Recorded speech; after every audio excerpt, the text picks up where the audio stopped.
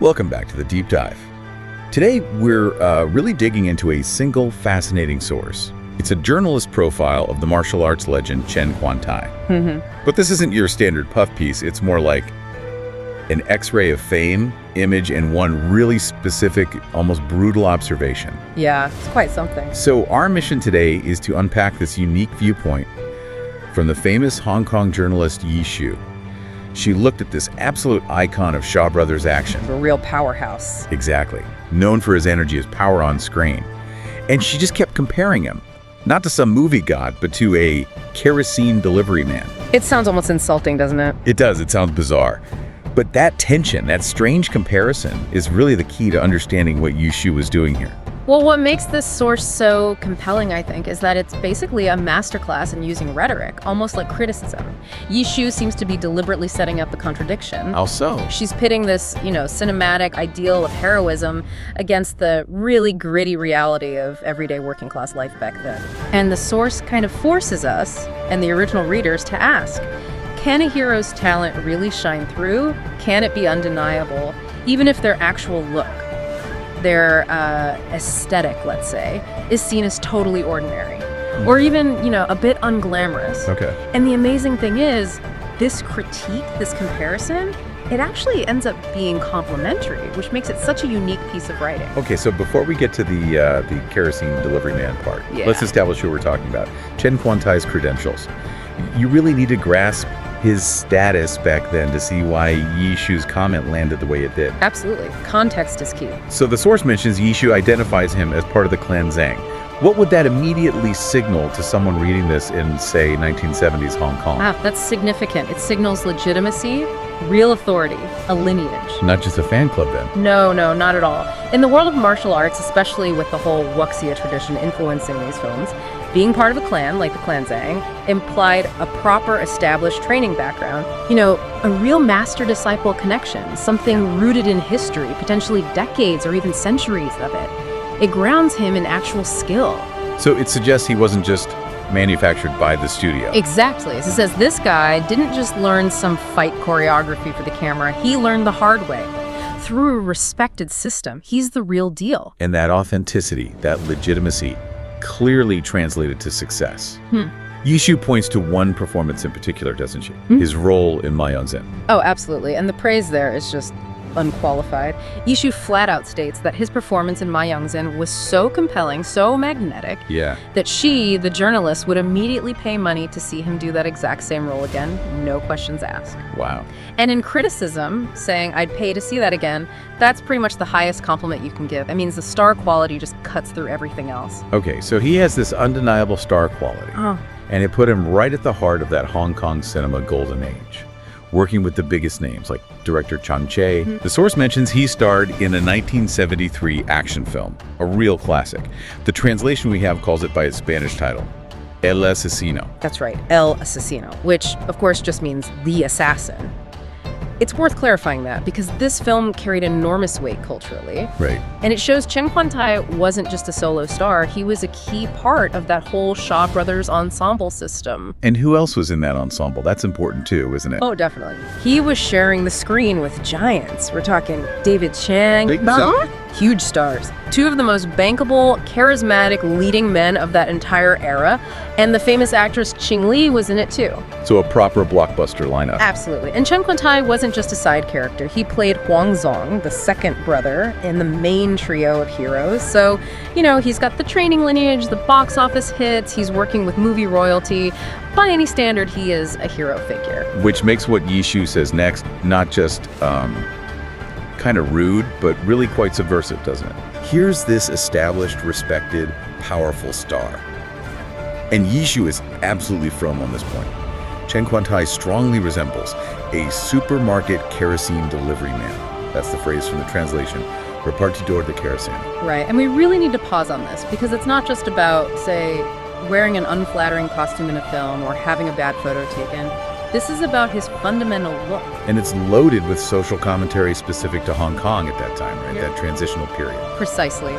Yi Shu is so committed to this exact image that she makes this almost bizarrely specific point. She insists the difference between a kerosene delivery man and a GLP delivery man is, quote, too great to confuse. Okay, why? Why is that distinction too great? I mean, to us now, maybe a delivery guy is a delivery guy, but this clearly meant something very specific back then. It absolutely did. This comparison is deeply embedded in the changing economy and infrastructure of 1970s Hong Kong. We kind of need to unpack this a bit. So you have to look at the socioeconomic angle. Yi Shu is basically using these two types of fuel delivery as instant symbols. Class markers, really, that everyone would recognize. Okay, so let's start with the one Chen Kuan-tai doesn't look like, according to her. The GLP guy. Liquefied petroleum gas, that's the modern one. Correct. As the source explains, GLP had become popular in the decade or so before this article. It represented modernity, convenience, hygiene, efficiency. How so? Well, you pick up the phone, call the company, and a special truck or car comes right to your building, delivers the new gas tank instantly. Clean, quick. Exactly. Clean, fast. It's a service linked with, urbanization, maybe a bit of upward mobility. You're paying for speed and sanitation. It's almost an invisible transaction, quite modern. Right. But the kerosene delivery man, the image she does use for the heroic Chen Kuan-tai, that's the complete opposite. It really is. He represents the older economy, the physical, visible, often lower status labor that maybe modernization was starting to push aside. Kerosene was still needed, though. Oh, for sure. Especially in older buildings, maybe poorer neighborhoods. But the method of delivery is the key thing Yi Shu focuses on. Okay. It's transported by bicycle. The work is tough, physically demanding, hauled around by pure manpower. And she even adds a sound effect, doesn't she? Yeah. To really cement that image. She does. The source specifically mentions the sound.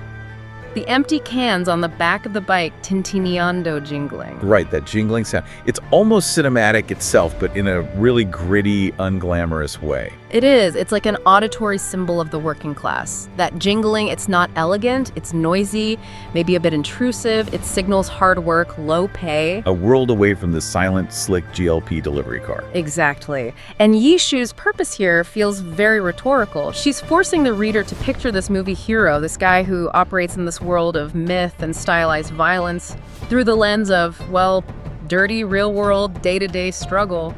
Physical effort. Yeah. That's why she explicitly calls the image not exactly elegant.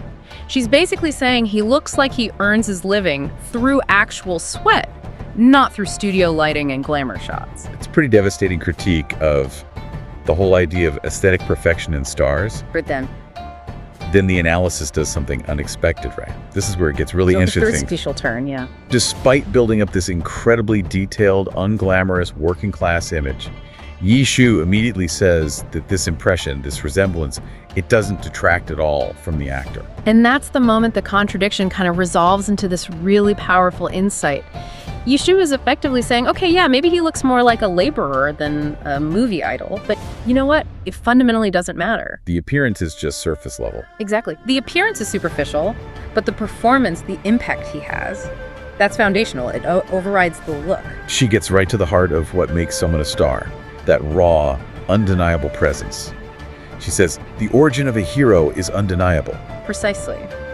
The source delivers this really strong message. True talent, that kind of hero's essence. It exists outside of fashion or the aesthetic judgments of high society or celebrity journalism. Right. What Chen Kuan-tai delivered on screen, that power people saw in Yongzhen, it was just so potent that it made the critics' own physical assessment irrelevant. The hero is the hero, period. And we should probably touch on Yi Shu's writing style here, too. It wasn't just dry observation, was it? She often had this mix of, high society gossip, sharp insight, and a bit of drama. Oh, definitely. Very theatrical at times. Which brings us to that anecdote about the nun. It feels like a perfect little window into her whole persona, right? Yeah. She doesn't just state her opinion, she performs it. She really does. She dramatizes her own aesthetic reaction. The source describes her responding to his appearance with this over-the-top, almost mock horror, saying she was cubriéndose la cara con las manos y llorando, covering her face and crying. Wow, just because of how he looked. Well, seemingly. It's pure Yi Shu. She inserts herself into the narrative, creates this little scene around her own critique. It's performance art as much as journalism. And then this dramatic crying jag is attributed, maybe kind of jokingly, to the nun being very disgusted with the appearance of Chen Jun. Why bring a nun into it? What's that about? It feels like a layer of playful irony or self-deprecation. Maybe the nun represents that sort of hypersensitive, aesthetically pure segment of society. The ones who ought to be offended by the rough look of a kerosene delivery man. So by framing her own critique through this slightly ridiculous theatrical disgust attributed to this nun, she kind of softens the personal insult. Right. While at the same time, paradoxically, highlighting just how incredibly powerful Chen Kuan-tai's actual talent must be to overcome such a strong, visceral reaction, even if that reaction is being performed for effect. It's like the ultimate backhanded compliment, isn't it? Exactly. She cried because he looked so unrefined, but in the very next breath, she confirmed he was a great actor and she'd still happily pay to watch him. The money follows the talent, not the perfect image. Yeah. It really shows that Yi Shu, for all her focus on appearances elsewhere, could see the difference between the superficial stuff and genuine star quality. She saw the movie Hero, filtered him through this very grounded working-class reality, and decided the reality just didn't matter when the performance was that strong. The hero's origin, whether that's the Clanzang training or just the sheer force of his screen presence. Yeah. It was undeniable. Undeniable, that's the word she uses, and it seems to be the core message.